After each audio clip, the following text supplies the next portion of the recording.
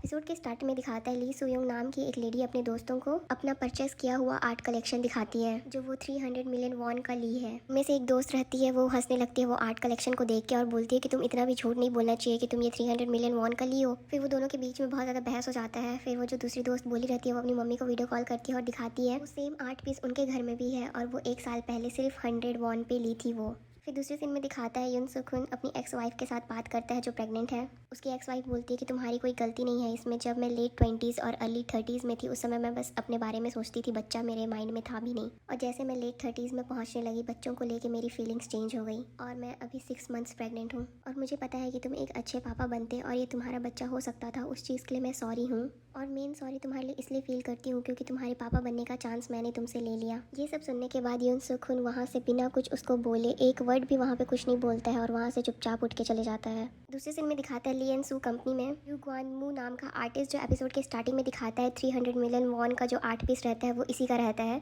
ये यहाँ पे इसलिए रहता है क्योंकि वो जो दूसरा आर्टिस्ट रहता है जो इसके आर्ट का डिट्टो कॉपी पेस्ट बना के बेचा हो रहता है उसके ऊपर केस करने के लिए। केस करने का मेन रीज़न इसका ये नहीं रहता है कि वो दूसरा आर्टिस्ट इसका आर्ट को कॉपी पेस्ट किया। इसका मेन रीज़न ये रहता है कि वो आर्टिस्ट ने कैसे इसका आर्ट को कैसे सिर्फ 100 वॉन में बेचा जबकि उसका ओरिजिनल प्राइस 300 मिलियन वॉन है। दूसरे सीन में दिखाता है योमिन के फ्रेंड हांसोल के हॉस्पिटल में जहाँ पे वो काम करती है। वहाँ पे कुछ पेशेंट्स आते हैं जो बोल और सुन नहीं सकते हैं। उनको साइन लैंग्वेज में बात करते हुए देख हांसोल उनके पास जाती है और उनसे पूछती है कि उनको कहाँ जाना है और साइन लैंग्वेज में उनसे बात करके उनको रास्ता बताती है। फिर उसकी जो कलीग रहती है हांसोल के पास आके बोलती है कि तुम्हें साइन लैंग्वेज भी आता है, कैसे, कहाँ पे सीखा। फिर पास्ट का दिखाता है जब वो लोग हाई स्कूल में थे। योमिन बहुत सारा साइन लैंग्वेज का बुक्स लेके आती है और बोलती है कि सीखना है करके। तो उसके दोस्त बोलते हैं कि तुम्हें साइन लैंग्वेज क्यों सीखना है। तो उसके फिर बोलती है कि जो उसकी जो ट्विन सिस्टर है उसके साथ बात करने के लिए उसको साइन लैंग्वेज सीखना है। ये उस टाइम की बात है जब योमिन बहुत ज़्यादा स्ट्रेस की वजह से पढ़ लिख नहीं पा रही थी। तो फिर वो हांसोल को बोलती है कि तुम पढ़ो और मुझे सिखाओ और योमिन को सिखाने के चक्कर में हांसोल भी साइन लैंग्वेज सीख गई। फिर सेम ईयर का दूसरे सीन में दिखाता है योमी अपने ट्विन सिस्टर से मिलने जाती है और उसके दोस्त भी साथ में जाते हैं और योमी साइन लैंग्वेज से बात करते हुए बोलती है कि तुम कैसी हो, मैंने तुम्हें बहुत ज़्यादा मिस किया इसलिए डायरेक्ट तुमसे मिलने आ गई। उसकी ट्विन सिस्टर कुछ रिप्लाई नहीं करती है तो योमिन बोलती है कि तुमने सही बुक तो पढ़ा था ना और सही तो सिखाया ना। फिर उनको बात करते हुए देख उसकी ट्विन सिस्टर रिप्लाई करती है कि डायरेक्ट बोलो, साइन लैंग्वेज यूज़ करने की जरूरत नहीं है, डायरेक्ट बोलो क्योंकि मैं लिप्स रीड कर सकती हूँ। फिर बैक टू प्रेजेंट वाले डे पे हांसोल अपनी कलीग को बताती है हर कोई जो सुन और बोल नहीं सकता वो लोग बस साइन लैंग्वेज यूज़ नहीं करते हैं, कुछ कुछ ऐसे होते हैं जो लिप रीडिंग भी सीखते हैं। और ये बात मुझे भी नहीं पता थी, उस दिन मैं योमी के ट्विन सिस्टर से मिली तब मुझे ये बात पता चली। दूसरे दिन में योमी लेट नाइट ऑफिस में काम करती है। उसी टाइम उसकी ट्विंस बहन का मैसेज आता है, उसको एक हेल्प चाहिए। उसकी फ्रेंड मुन जोंग हेई के पास लीगल नोटिस आया रहता है और उसको नोटिस भेजने वाला रियू घॉन मू आर्टिस्ट रहता है जो स्टार्टिंग में दिखाता है ना 300 मिलियन वॉन। नोटिस को पूरा अच्छे से रीड करने के बाद योमी अपनी बहन को बताती है कि उसमें जो कोर्ट में अपियर करने का लीगल टाइम रहता है वो निकल गया है और आज लास्ट डे है। उसकी ट्विंस बहन को कुछ समझ नहीं आता है तो योमी अपनी बहन को समझाती है जो लीगल टाइम मिला रहता है उस टाइम तक तुम कोर्ट पे अपियर नहीं हुई तो फिर कोर्ट अपने हिसाब से जजमेंट पास कर देता है और वो डिफेंडेंट के लिए अच्छा नहीं होता है और इस केस पे तुम्हारी फ्रेंड के लिए अच्छा नहीं होगा।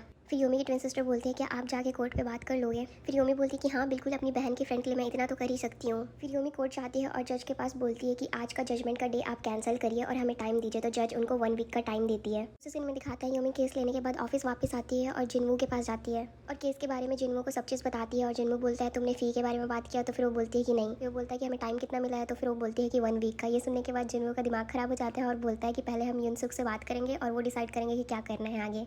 फिर युनसुक उनके ऑफिस जाते हैं दोनों बात करने के लिए और युनसुक केस देखता है। उसके बाद बोलता है कि तुम जब से ऑफिस ज्वाइन की हो कुछ उल्टा फुल्टा ही काम क्यों कर रही हो। फिर युनसुक बोलता है कि दूसरा जो काम है वो मैं देख लूँगा और जो आर्ग्यूमेंट करना है वो तुम्हें करना है और 1 वीक के अंदर प्रिपेयर करना है तो तुम अकेले करो। फिर योमी के ऑफिस से निकलने के बाद जिनवू अच्छा सीनियर होने के नाते वो युनसुक को बोलता है कि मैं आर्ग्यूमेंट सेशन इनका अरेंजमेंट करूँ क्या, क्योंकि योमिन को आर्ग्यूमेंट करने में कोई एक्सपीरियंस है नहीं और कोर्ट में योमिन के साथ मिस्टर होंग रहेंगे और उसके ऊपर कुछ कमियाँ निकल गई तो फिर उसके पीछे पड़ जाएंगे। फिर सुखुन ये सुन के अलाउ कर देता है। फिर जिनवू वहाँ से खुश होकर जाता है। दूसरे सीन में दिखाता है जहाँ पे वो लोग आर्ग्यूमेंट सेशन रखे होते हैं। फिर वहाँ पे चारों फर्स्ट ईयर लॉ स्टूडेंट्स का आर्ग्यूमेंट होता है। इस सबका आर्ग्यूमेंट होने के बाद सोंगचोल और योमिन फाइनल आर्ग्यूमेंट के लिए पहुँचते हैं। फाइनल आर्ग्यूमेंट में ओ सोंगचोल जीत जाता है। फिर दूसरे सीन में दिखाता है ली एंड सू कंपनी में सुंगचान अपने जूनियर लॉयर को बोलता है कि अपोजिशन में कौन लड़ रहा है। मिनसोरा बताती है कि यूलिन से कोई फर्स्ट ईयर स्टूडेंट लड़ने वाले हैं। ये सुनने के बाद सुंगचान मिनसोरा को बोलता है कि ठीक है मैं नहीं लड़ूंगा, तुम अब लड़ोगी इस केस को। मिनसोरा बोलती है मैं क्यों। तो फिर सुंगचान बोलता है तो क्या मैं लड़ूंगा फर्स्ट ईयर स्टूडेंट के साथ। फिर दूसरे सीन में दिखाता है मिनसोरा और योमी 1 वीक के अंदर पूरा आर्ग्यूमेंट के लिए प्रिपेयर करते हैं और दोनों तैयारी करते रहते हैं कि कैसे आर्ग्यूमेंट करेंगे। फिर योमिन को दिखाता है ट्रायल की तैयारी करते हुए वो लेट नाइट काम करती है। फिर वो वैसे ही सुकून को देखती है कि वो घर जा रहा है। फिर वो सुकून के पास दौड़ के जाती है और बोलती है कि सर प्लीज़ मेरी हेल्प कर दीजिए। सुकून के ऑफिस में सुकून योमी का लिखा हुआ आर्ग्यूमेंट को रीड करता है और बोलता है कि तुम इसको बहुत ज़्यादा अच्छे से लिखी हो, तो फिर प्रॉब्लम क्या है। योमी बोलती है मैंने लिखने के लिए अच्छे से तो लिख दिया, बट मेरे को आर्ग्यूमेंट कैसे करूँ, उसको कैसे प्रेजेंट करूँ, मेरे को समझ नहीं आ रहा है। सुकून बोलता है अभी करो मेरे सामने। तो फिर ये सुनकर योमी थोड़ा सा चुप हो जाती है। तो फिर सुकून बोलता है तुम्हारा ट्रायल कल है ना, तो फिर अगर तुम अभी मेरे सामने नहीं कर पाओगी तो कल कोर्ट में भी नहीं कर पाओगी। फिर योमी सुकून के सामने उस पूरा आर्ग्यूमेंट करती है, शुरू से लेकर लास्ट तक वो जो पूरा लिखी हुई है। फिर सुकून उसको सब चीज़ समझाता है कि क्या गलत है और क्या सही है। उसके फिर बोलता है तुम लिखी बहुत ज़्यादा अच्छे से हो, बट तुम्हारे अंदर वो कॉन्फिडेंस नहीं दिख रहा है। आर्ग्यूमेंट करने के टाइम तुम अपने अंदर वो कॉन्फिडेंस लेके आ जाओगी तो फिर सब सही जाएगा कल।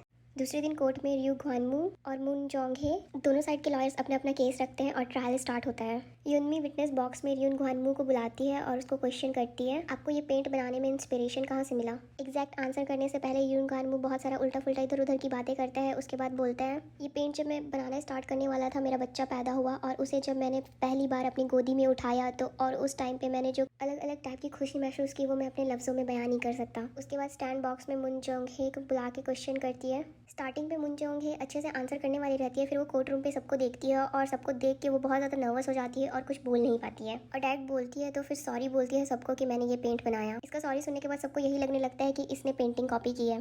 सॉरी बोलने के बाद मून जोंग हे अपनी मम्मी के पास जाती है, हक करके रोने लगती है। मून जोंग हे का रोना देखने के बाद जज 10 मिनट का ब्रेक अनाउंस करती है। योमिन मून जोंग हे की मम्मी के साथ बात करते हुए उसकी मम्मी बताती है मून जोंग हे फिजिकली 21 ईयर्स की दिखती है, बट वो मेंटली 13 साल की बच्ची है। योमिन ये सुनने के बाद शॉक हो जाती है और बोलती है कि आपने ये मुझे पहले क्यों नहीं बताया। उसकी मम्मी बोलती है मैं चाहती थी कि मेरी बच्ची एक नॉर्मल लाइफ चाहिए, इसलिए वो डिसेबल है करके आज तक उसे रजिस्टर नहीं करवाया, और मैं ये भी नहीं चाहती हूँ कि अभी जाके लोगों को इसके डिसेबिलिटी के बारे में पता चले। फिर उसकी मम्मी बोलती है क्या हम ये केस यहीं ख़त्म नहीं कर सकते। तो योमिन बोलती है कि अगर आप ये केस यहीं ख़त्म करना चाहोगे तो वो आपके लिए अच्छा नहीं होगा, आपको पेनल्टी भी भरना पड़ेगा और साथ में जो अपोजिशन डिमांड करेगी वो भी भरना पड़ेगा।